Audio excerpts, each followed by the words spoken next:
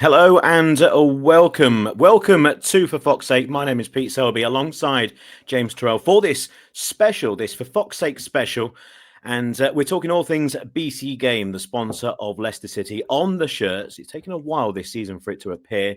They've been on the shirts before, and there's been a lot of controversy surrounding BC Game. The fact that we didn't have a sponsor at the start of the season. Who are BC Game? Why didn't we have a sponsor at the start of the season? Why were there rumours about another sponsor? And who are they?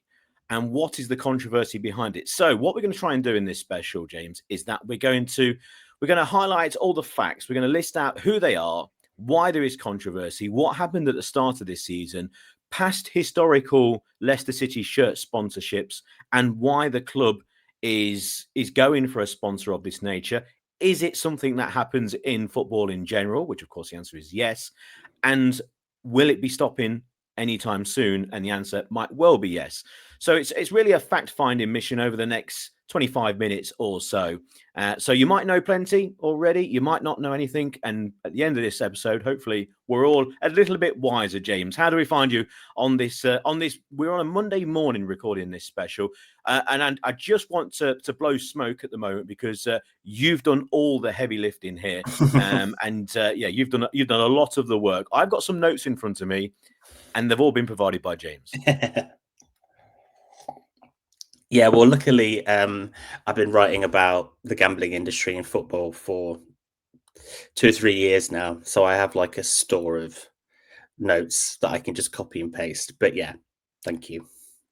You've been writing for a while on them. Again, people who have listened to the podcast for maybe 12 years, maybe you're a new viewer, maybe you're a new watcher on YouTube. Again, you can follow us on our YouTube channel. Maybe you're listening on Spotify or on Apple Podcasts. And again, we've been going for 12 years. If you're a new viewer and listener, then welcome to For Fox's Sake. If you're an old listener, then you'll know by now. Myself, sports broadcaster, commentator, but I've worked in the betting industry all my life. I'm a broadcaster for Entain, for Ladbrokes. Many people will know that. So I'm coming at it from not an angle that gambling is good or anything, but I'm invested in the gambling industry as well. So I think it's best just to put that out there as well. I'm not going to be we're not going to maybe be kind of Jekyll and Hyde, or one's arguing for one, one's arguing for another. That's not the case, but I think it's important just to spell out that in case anyone thinks they might get the wrong idea, possibly. But I think that's important to say. Right. Okay, let's start. And I think the best place to start, James, is with who the hell are BC Game? Because it's not a company that we see here in the UK. It's not a company that we see on a UK high street in terms of a Ladbrokes, a Coral, a William Hill, or a Paddy Power, for example. We don't see them. But also we don't see them online. So online, you're talking a Bet365, a Sky Bet, sponsors of the Championship where Leicester play at the moment. We don't see them here in the UK. Why is that? Well, I mean, the reason you don't see them in the UK is because it's not legal for them to take bets in the UK. But we'll get to that in a second. So they were formed in 2017. Their headquarters is in Curacao, which is an island in the Caribbean that's under the jurisdiction of the Netherlands. You might have heard of the Dutch Antilles, so it's kind of very similar to those. Curacao is used by many gambling companies. In the past, it's changed a bit in the last year because Curacao have tightened up their regulations. But they're used because it's very easy to get a gambling regulation out there, low tax, those types of things. So they are a crypto currency-based gambling firm, which means you pay in, traditionally it might be Bitcoin, could be Mixer, could be any type of, could probably play in Trump coin now. Who knows? It's incredible. So essentially, you would not put pound sterling into your betting accounts and use that, or you wouldn't put it into dollars and use that. You would basically have to buy cryptocurrency and then use that as a stake on a horse or a football game, for example. Yeah, I mean, it's too far to go. But yeah, you'd have to get a wallet, and then you'd have to buy some Bitcoin or some whatever coin it might be. We're getting the idea about what kind of company this is, really, aren't we? So Leicester, we don't really know that much about BC Game. Like with a lot of these companies, who owns it, how they're operated is very limited information. If you go onto their website, their about section will be like just a couple of paragraphs. Quite often, I don't know if BC Game has done that, so I will um, say that legally we don't know if they did that, but quite a lot of the time these companies will Asian facing betting companies, they'll hire actors to pretend to be um, like members of the board or whatever. So one of the things you have to remember when thinking about this, whatever you think about gambling or the gambling industry, if you were sponsored by Paddy Power, it'd be very easy for the public to find out who's in charge of Paddy Power, or what their yearly takings are. They'll have to give annual reports, that type of thing. So if you did want to find out, you could do as a fan or just as a member of the public. With BC Game and companies such as this, that's just completely impossible. And they're a white label firm, aren't they? Yeah, they were under the jurisdiction of was it TGP Europe? I'm not sure. I mean, TGP Europe had gone now, and that's kind of in the weeds. But on a basic level, a white label firm is a company that has a gambling license in certain countries, say the UK. An outside betting company will basically pay a TGP firm, such as TGP Europe, which is like the most popular one. They will basically lease a gambling license from that company. So if a company like BC Bet licensed one from TGP Europe, BC Game would not have a gambling license in the UK. It's TGP Europe that has it, and they're basically loaning it from them. It's so essentially, if you were looking at a UK basis, so for example, Ladbrokes and Coral that you see on the high street, they are under they are under the umbrella of Entain, okay. But essentially, both Ladbrokes and Coral will have their own technology. They'll have their own staff. They'll have their own trading arm, essentially. So they will be two independent companies, even though they are essentially under one umbrella. Mm. And you would have the same with, say, Flutter and Paddy Power, who own Paddy Power. But yeah, if it was the case that Flutter then decided, I'll tell you what we're going to do. We're going to create a brand new company called Pete Selby Bet, and we're going to open high street bookmakers, and we're going to use our existing technology here at Flutter headquarters, etc. We're going to use our own traders, but we're basically going to have a brand new front, a brand new color, a brand new shop, and the license will be with Flutter. It won't be with this brand new Pete Selby Bet. We'll be using their technology, but the license will be with the parent company, Flutter. Essentially, that's what BC Game is. It could be called anything, couldn't it? Yeah, basically. So they're not an independent company. They don't hold a UK gambling commission license. They are a million miles away from getting one of them. So they can't take bets from the UK. Okay, there's geo blocking that would stop that. Yes, I went onto the BC Game website today, and when you go on there, you get a pop-up that comes up, and it basically says, "Sorry, it looks like you're trying to access BC Game from a restricted area." But you can see in the background 3 Leicester City players in the new kit on their top banner. So that's what you see when you go onto the homepage. And first of all, this might sound completely bonkers to your average man, lady, child, whoever. Your average Leicester fan might go, hang on, our shirt sponsor we cannot use in the UK. So in Leicester, if you're standing in the King Power Stadium with your phone of choice and you want to place a bet using the sponsor on the football club shirt, you cannot do that from the UK. That might sound bonkers. It might not sound bonkers in a few minutes' time when we go into other clubs who maybe have the same. But let's bring Leicester into the conversation. So I think we've established who BC Game are. They're based a million miles away. And by the way, when I say based, they've basically written down that they're based there. Yeah. And also, we can't bet with them in the UK. And it's all very, very, very shady. Okay. But let's bring Leicester into the conversation. So let's talk about what we've had on the shirts in the past.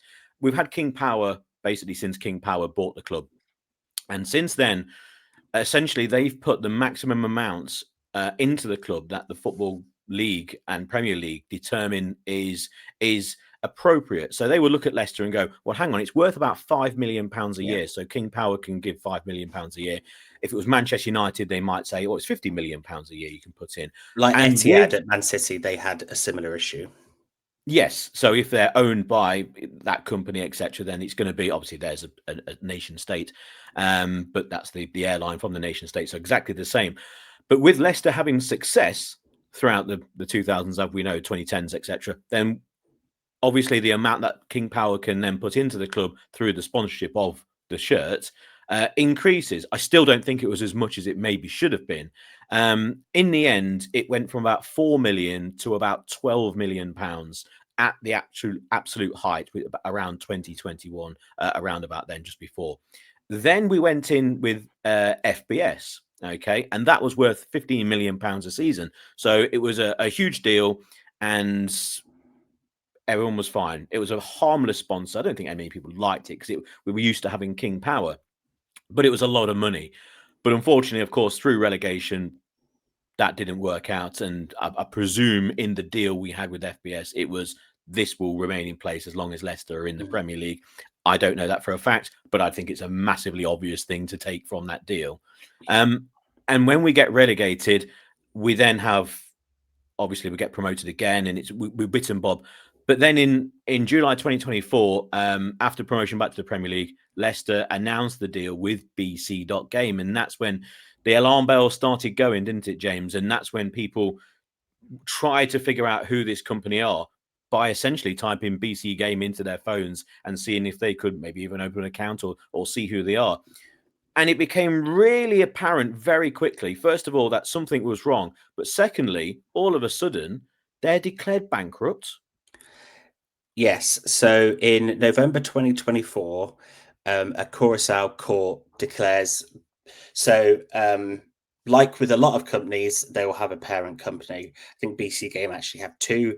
Lots of these companies, very like with a lot of kind of business, it's very complicated. But in simple terms, one of their parent companies, Small House BV, was declared bankrupt by the Curacao courts in line with their gambling regulation because they supposedly owned the equivalent of £1 million to several players, and they were supposedly refusing to pay that, or they were unable to pay that. And So, what would BC Game now turn around? Would they turn around, James, and go, "Okay, fine, you are correct," or are they going to play the Donald Trump card? Let's just say, and say everything's fine, don't worry. yes, they denied it and insisted that all sponsorship money they were good for it, for a Sopranos phrase. And they spoke to Leicester City specifically, we are told, and said, no, everything's fine. And then in December 2024, BC Game voluntarily withdrew their Curacao license, citing an increasingly hostile regulator. Well, you mean one that actually looks into the company? Yes, and they also around that time in December voluntarily withdrew their UK Gambling Commission license, which was obviously through a white label firm. But we don't know this on the record, but it was very heavily reported at the time by BBC, Guardian, Philippe Auclair's website, Yosemir, that the Gambling Commission were going to take their license away anyway. Yeah. So they just kind of pulled the plug before. So BC Game continued to be Leicester City sponsor throughout the 24-25 season. There was no communication from the club, which is obviously standard for Leicester City. They don't say anything about anything. We get to this summer.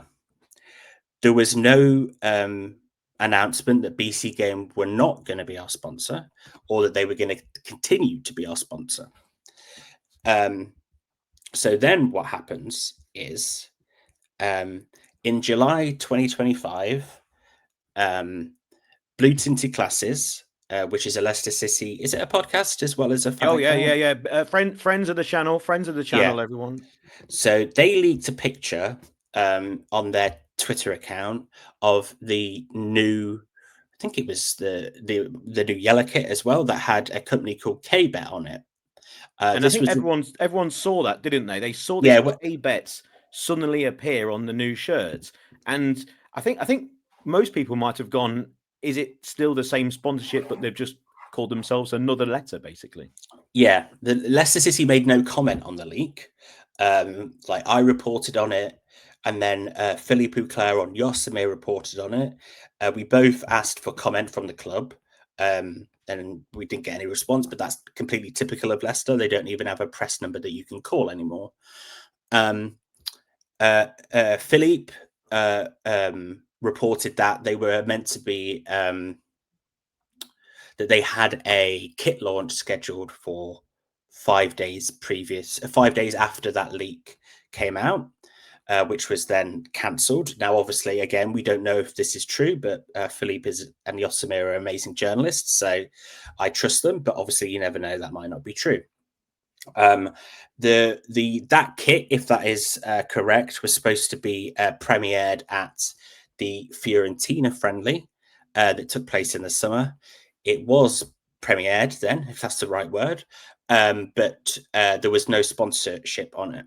So if you thought that BC Game was a hard company to find out about, KBET was just ridiculous.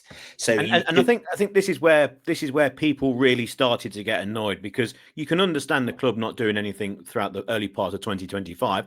First of all, they didn't do anything on the field, let alone on away from the pitch. But when you announce a or don't announce a kit, once the kit starts to be leaked and this KBET starts to appear, that produced a lot of people looking at who is this KBET and finding absolutely nothing, and seeing it was labeled as Vietnam's leading betting house, etc.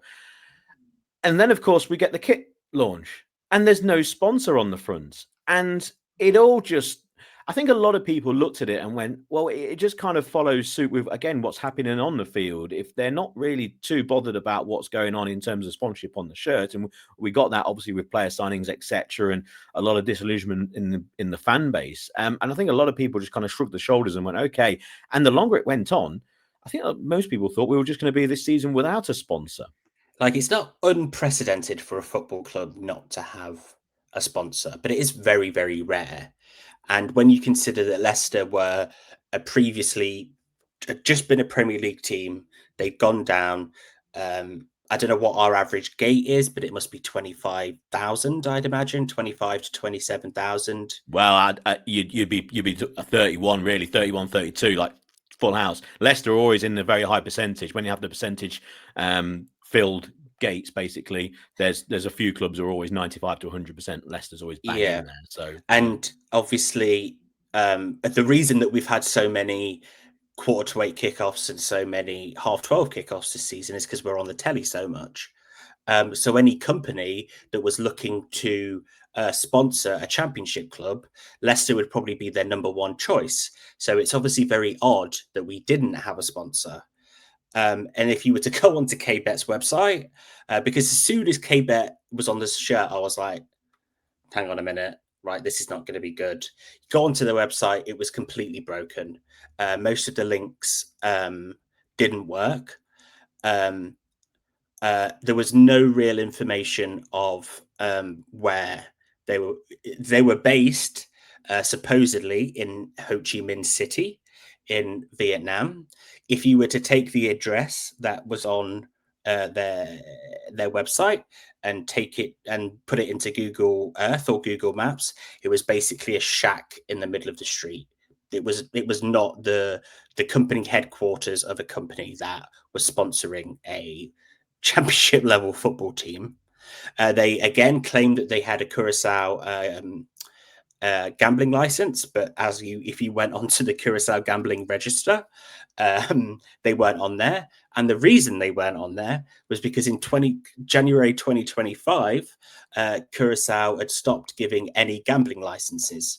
They put a brake on it while they were trying to sort their regulations out, and they claimed that they got one in April. This was announced in July. KBET's website was only started in April 2025. So these are alarm bells as to either this is not a real company or it's a real new one that have suddenly got an influx of cash. But again, there's no transparency from the club. They could have. Well, I understand why they wouldn't respond to my questions, but they could have released a statement that said this leak is fake news, right? This is not real. We are still under negotiations for a sponsor. We will announce it in due course. Two sentences. And my question to you though, James, and this will be your opinion. And again, we're laying out facts here, and if we do give our opinions, we have to then put down that is our opinion. You know, it's not. And this will be your opinion. But when Leicester then announced BC Game is back on the shirts, there's no fanfare, there's no confetti, there's no chief exec of BC Game on the pitch holding up the shirt and shaking hands with Top announcing a 3-year deal. There's none of that. But also with what happened with KBET, whether indeed KBET were ever going to be on the shirts, and Leicester went, hang on, what are we doing here? And they quickly pulled that away. I want to know what your opinion is on this. Do you think that Leicester were going to have KBET on their front of their shirts until they maybe at the very last second, even to the point where shirts are being printed with KBET on in and around the world, hence the reason where Blue Tinted had the pictures leaked out. Do you think that Leicester got right up to the deadline and went, we cannot have these on there? 2 reasons. 1, it is just beyond dodgy, or 2, the check didn't arrive. And so we're just going to wait and see for the season to see who pops up with a check. And lo and behold, the check fell through the door from our old friends at BC Game.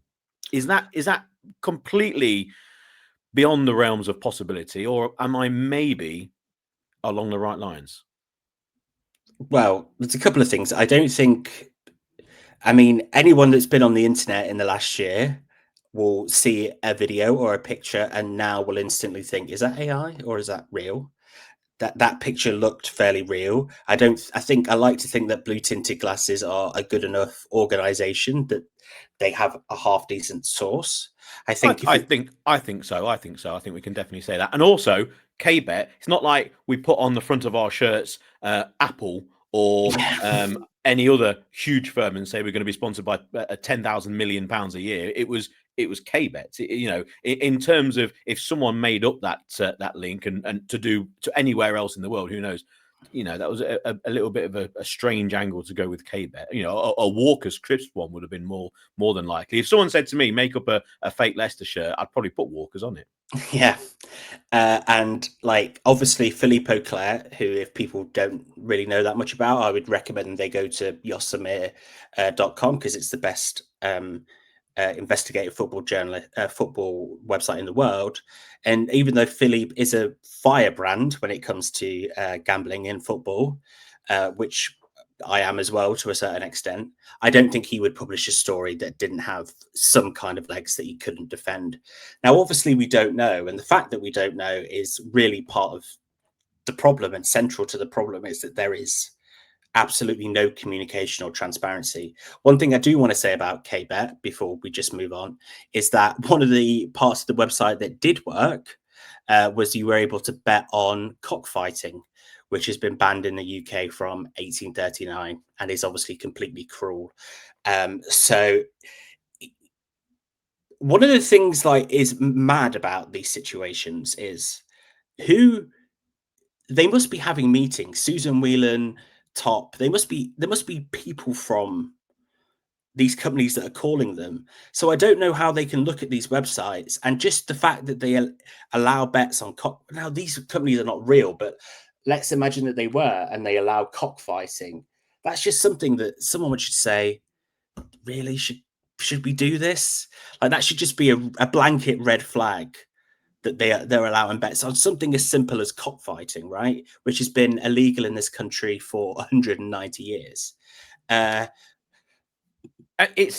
mean, we know in the world of football, you know, if you were to say a mercenary, you were going to say a mercenary. You think of a player who maybe turns up to a club, downs tools, and keeps the money. I mean, we had one on loan last year, really, didn't we? And centre forward. But anyway, and money in football never makes sense. It never makes sense. I could tell you 1,000 stories about how that works behind the scenes. But anyway, we won't go into that at the moment.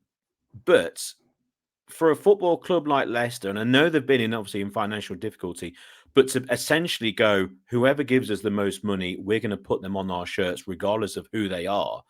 I thought there might be a little bit more sense there. And especially when you're looking at the sorts of deals that we were referring to earlier, with the fact that King Power went up to, what was it, 12 million a season, and then it went to 15 million with FSB on the shirts. And then from then on, it was the same amount. So there is a limit with Leicester. And even if there are other companies who are bidding just slightly below that, we're not talking about someone who's offering 50 million and then the next amount is 20 million. Of course, you're going to go with that 50. That's a huge gap. But the gap between probably the however amount of companies who are interested in sponsoring Leicester, I can't say there being an awful lot between the high end of those. So I would have thought we would have had a lot more common sense with regards to who we choose. But unfortunately, it seems because now they've got BC Game on their shirts, it might well be that Leicester actually are in a lot of financial difficulty. And if I want to play devil's advocate here as well, I mentioned on the big show before and on a preview at the start of the season, especially in the preseason special, the fact that Leicester have not signed a player for cash money might be because we're going to go to court with the Football League and we're going to be arguing our case. And if we've gone to the court saying, oh, by the way, we've bought a £15 million centre forward just before the transfer deadline, that doesn't look too good. So maybe it's a case of trying to gather in as much money as we can right now, not spend any. So hopefully we don't get a big points deduction. But if we do, we can start on a really good foot, because after all this is finished, hopefully that's it done. And we're actually in a pretty good position then going forward, maybe even in the January transfer window. So it could be a thing that they're looking for, a very instant bit of cash. And they've looked at it, and all of a sudden, BC Game have reared their head and we go, well, we know they're a bit very dodgy, but we've been in bed with them before, and let's do it again just for this season because they're offering and waving this money in front of us. Well, obviously, the club never announced that we weren't going to be sponsored by BC Game or that they'd ceased operations with BC Game. Like an example from not last season, the season before, is that Leicester had a sponsorship deal with Paddy Match, which is a Ukrainian betting company. Now, you'd have seen that on the training shirts beforehand, especially to the tracksuits that the coaches and the managers at the time, and also the players, that would be on their shirts, wasn't it? It was on the training gear. So when the Ukraine-Russia war started, and kind of a few months into that, the Ukrainian government accused Paddy Match of basically funding their profits to the Russian state and banned them as a company. I think it was for 10 years or just completely outright. Now, they denied that and appealed. So should put that. I don't actually off the top of my head know the result of that appeal. But I think it was Aston Villa and another club had operations with Paddy Match, and they ceased them after that ruling, which is completely understandable, obviously. Leicester didn't do anything. We kept it and we didn't make any comment. And obviously, anyone that's obviously listening to this will see that that's a theme, is that the club do not say anything about it. It's a different thing to make no comment about transfers or whatever it might be. But these are really serious things. You've got a company there accused of funneling money to a dictatorship that started a war. Now, these again are insane things to be saying about a football club, but this is where we are ultimately with football sponsorship. So when on the 17th of October, when it was announced that BC Game were coming back to Leicester, it was a 2-3 paragraph press release on the website. There's nothing. They made no comment after that, responded to no questions that I didn't send a question, but I assume lots of journalists would have sent a question. So there was no club comment on it. And it was just announced oh, we're back. A continuation of the partnership was how they described it. So it's not like BC Game had continued to operate. They now have a license. Oh, I should know that off the top of my head, but I don't. But it's in a small African country, I believe. Cloud9 Esports, I don't really know who they are, but they kept their sponsorship. The only new sponsorship deal they've signed this summer is for Kawara United, which is a Nigerian football club. So we should say that technically there is nothing wrong with Leicester City continuing this BC Game sponsorship from a legal perspective. Right. And I think that's where we can wrap up the podcast, wrap up the episode in a way, because it will be coming to an end, because there's going to be a ban on sponsorship of football shirts on the front from essentially gambling companies from when will that start? Was it from next season? Yes, they're supposed to be. They gave them a 2-season grace period, basically. I think to basically move on. And actually, in the championship, there's been a lot of changes of sponsorship this year. One quick point I want to make: it was in the Guardian recently, so it was probably Rob Davis, that the brilliant journalist at the Guardian. He's a very nice man as well. He reported that some clubs are thinking they might have found a loophole, which is that if they have sponsorships which have no UK license, then technically they're still within the rights of the ban, because the people who are watching it can't actually bet with that company. I don't know whether that'll stick or not. And one thing that you might say in defense of these companies, these football sponsors that have football clubs that have sponsors that don't have a UK license, is that, well, there are plenty of people that watch football that don't live in the UK. So why can't we sponsor to them? And that's a whole other question about kind of the globalized nature of football fandom and how much football clubs should concentrate on their local fans versus their international fans. Um, uh, but there's a difference between being sponsored by a company that doesn't operate in the UK versus one, if you were sponsored by a Japanese supermarket, is very different from being sponsored by a crypto gambling company. Yeah, and I think the whole nature of having a gambling company on the shirts, I think a lot of people don't like that. A lot of people won't mind that, and I think if you throw into that exact argument you just made there, if you were to say Bet365 on the front of your shirts, is that okay to have Stoke City with Bet365 on the front of their shirts? Many people will turn around and go, well, actually, that's not right at all. Yet Bet365 are based in Stoke. It's a Stoke company, and they pay a lot of UK tax. So in theory, I know it's a betting company, but that essentially is your local firm, your local person. Denise Coates done really well, and they're basically I think they owned Stoke. I don't know whether they still do, but if they do, well, there you go. That's the local company who have done well. That's Walker's Crisps. That's Upton Steel. That's a company who have done really well locally. That's Jack Walker at Blackburn, who have bought the local football club, funded it, but they just happen to be a bookmaker who's done very well, and that's Bet365 at Stoke. But if I look at it as in a wider argument to finish off with, at the moment we've got the Leicester City in the Sky Bet Championship with BC Game on the front. Now, obviously, things will change next season, and a lot of companies, if they try and do that loophole, that was very interesting. I think there'll be an awful lot of people upset about that, awful lot of people. And also, you might get virtually the entire league with a company that no one's heard of and no one can bet with on the front, because all of a sudden it is just open game. It's open season for them. It's fish and a barrel job for those firms. They can pick up anyone in the Championship, really, or even lower end of the Premier League. So I mentioned it's the Sky Bet Championship. Of course, that will naturally end. If I said to you about the Premier League now, James, and I don't know whether you know this or not, because this is a little quiz that I've not told you about. How many of the Premier League clubs at the current time have a gambling sponsor on the front of their shirts? Once again, from my position, if it is a reputable UK company or a company that is holding a UK gambling license, so again, so you can use it, whether it's, again, Ladbrokes, Coral, Bet365, whoever. That's one argument. If you're for and against that, that's your own personal opinion. But how many do you think? How many at home? How many out of the 20 Premier League clubs have a gambling sponsor on the front of their shirt? Again, whether that's a good thing or a bad thing. What do you reckon? I know that it's more than 50%. Part of me wants to go as high as 16, but I'm going to split the difference and go 13.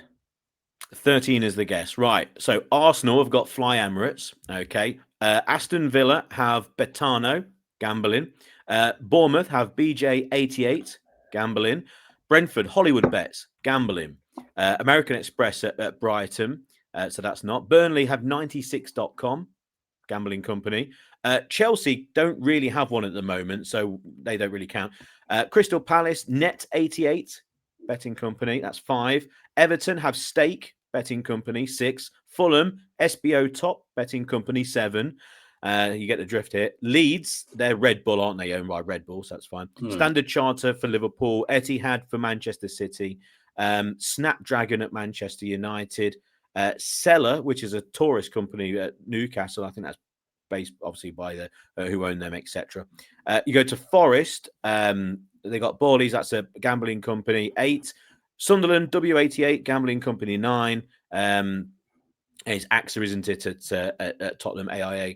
So that's insurance. Boyle Sports, so that's gambling for West Ham. And DE Bet, gambling at Wolves. So 11. 11 companies. But I will say, if you look at the ones that aren't sponsored by a betting firm, for example, Manchester City, Newcastle, Leeds, it's the ownership. So it's like King Power on Leicester shirts. It's the owner of the company, of the football club, who actually have it on there. And again, a lot of those companies will hold UK gambling licenses. And again, that's your own personal opinion, whether it's a good thing or a bad thing that a football club has that on there. Because when you watch football on TV, you will all of a sudden, when the game finishes at half time, there will be a Bet365 adverts. Ray Winston will be there. Exactly. Well, exactly. And then during the advert break, you might have a Betfair advert, someone in the pub having a bet. All of a sudden, there might be a Ladbrokes advert or a Coral. It could. That's what happens with football. There is a correlation between the two. And again, from our positions, I think it's again, it's whatever you think, whether that's something you do, whether it's something that you're vehemently against, whether it's something that you're vehemently for, or just something that you don't even bother, or maybe you have the odd flutter on a Saturday. Again, that's completely up to you.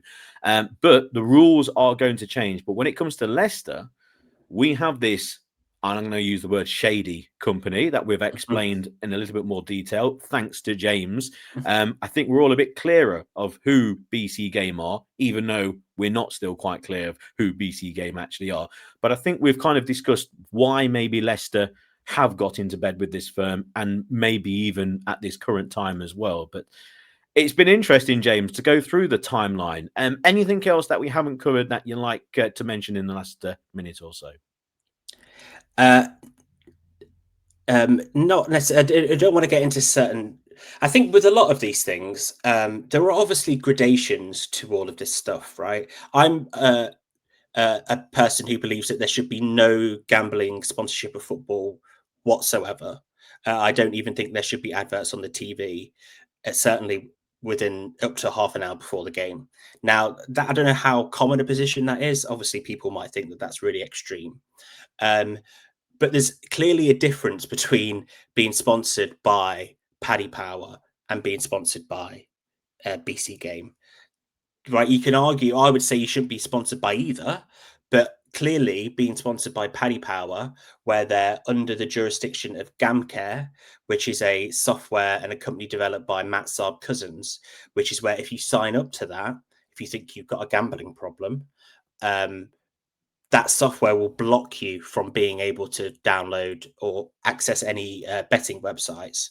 Now, these companies, BC Game, whoever else it might be, are not under that jurisdiction. So you could say that's like a really clear red line between what is acceptable and what is not. One thing I will recommend that people do is if they go to Twitter and type in Annie Ashton, that is the wife of Luke Ashton, who was a Leicester City fan who died via gambling order. If they want to find out kind of more about her campaign against gambling sponsorship. Whether you agree with that or not, I think it's a good way to kind of find the kind of human cost, you might say, of the sponsorships and of the gambling industry. And Annie's a brilliant person.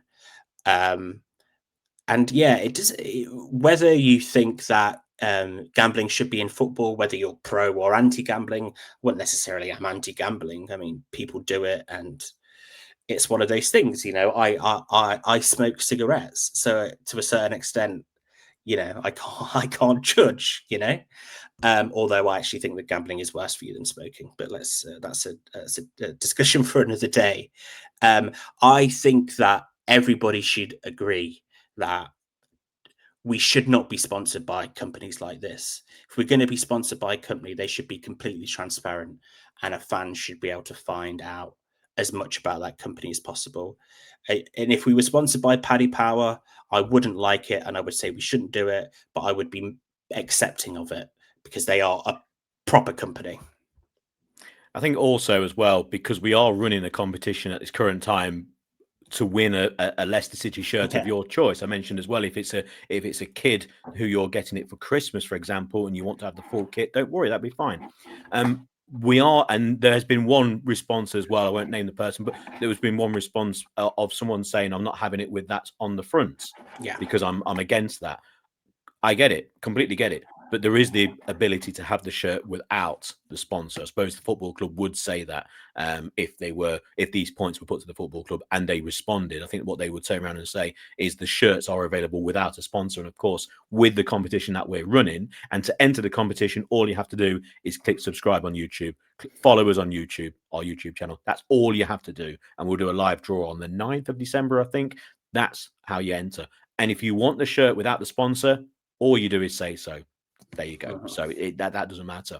If it was me, and I'll tell you this right now, I wouldn't have the sponsor on. No. I'd go for the pink shirt without the sponsor. That's literally what I would do. So there we go. But I think that's a really good point at the end there. And again, it's all personal preference, isn't it? But I think we've shined a bit of a light now on BC Game, and we've gone through the timeline, and hopefully at the end of the season, fingers crossed, we're in the Premier League, and under the new rules, we'll be looking for a different sponsor, and maybe we can then go to the FA and get King Power on again, and hopefully they can say yes, King Power can give us more money than we did before, etc. We'll see how it goes. But that's it for now. Get in contact with the podcast. Any of these points that we've made, if you want to say that maybe we got something wrong, or you want to add to the conversation, then for fox's sake podcast@gmail.com is the best way to get hold of us. Follow us on X, FFS Pod on X. We're on Facebook as well. And of course, you can comment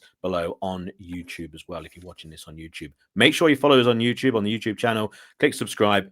First of all, you'll never miss a show. Second, you'll automatically be entered into the competition, and you can win a shirt in time for Christmas. Again, if you are wanting a shirt and it's going to be for a child, etc., and you want to have the shorts and socks, then you can do as well. If you're a grown man or woman and you want the socks and you want the shorts, maybe not. And there'll be a few eyebrows raised. You're not one of them, are you? But there we go.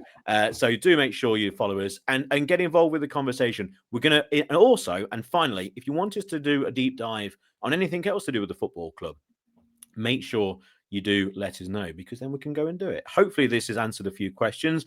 I'm a lot more smarter for the last 40 minutes or so. Not as smart as James. We'll be back. We're in the middle of an international period now, or the start of an international period. So there'll be another big show talking all things Leicester on the field after their Norwich win. That's where we are. If you're listening to this in the future, then we're on the back of the Norwich win. We'll also have a preview before the next game. That will be against Stoke, who we mentioned earlier, at the King Power in a couple of weeks. And also, I think we're going to be having a champion show, talking all things 2015, 2016, this time in 2015, 2016. So all things that happened in October and November. And also, I think we're going to have an FPL show as well, and see how we're doing with Matt Elliott, who finished 186th out of 11 million. So he can then look at my team and laugh, because I've had a terrible fortnight or so on FPL. Thank you, James. Thanks for all the hard work you've done before this. Thanks for coming on as well. And well, hopefully we are in the Premier League next season with a different sponsor. But yeah, they need to book their ideas up on the pitch as well as off the pitch at Leicester.